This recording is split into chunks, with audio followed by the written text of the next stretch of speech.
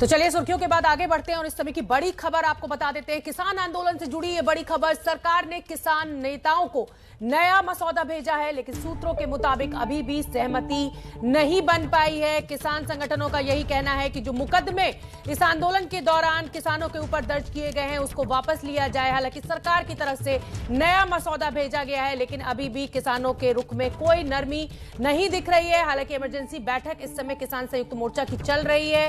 5 सदस्यीय कमेटी बनाने को लेकर भी जो कमेटी है उसको भी मसौदा भेजा गया है कि भाई अब आप ये आंदोलन खत्म कीजिए, लेकिन किसान है कि मानने को तैयार नहीं।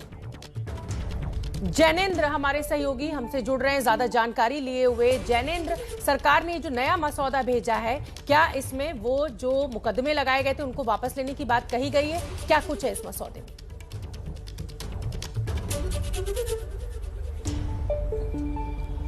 बिल्कुल, सरकार का नया मसौदा किसान नेताओं के पास आ चुका है, जिस पर अंदर चर्चा चल रही है।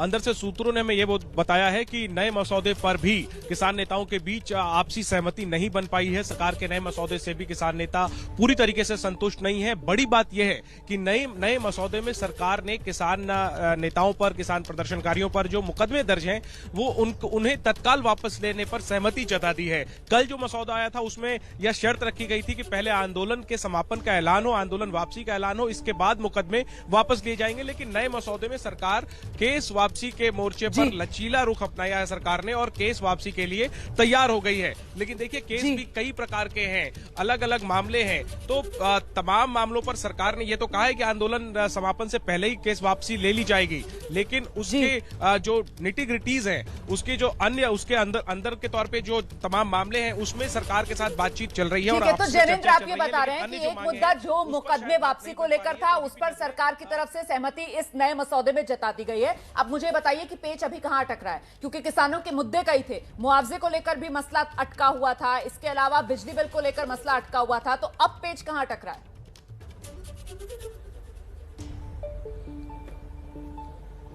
देखिए, निश्चित तौर पर जो केस वापसी है, सरकार ने कह तो दिया है कि केस वापस ले लेंगे, लेकिन ऐलान की बात है। और साथ ही केस भी कई प्रकार के मामले हैं। रोमाना किसान नेता बताते हैं कि केवल हरियाणा में 48,000 मामले हैं।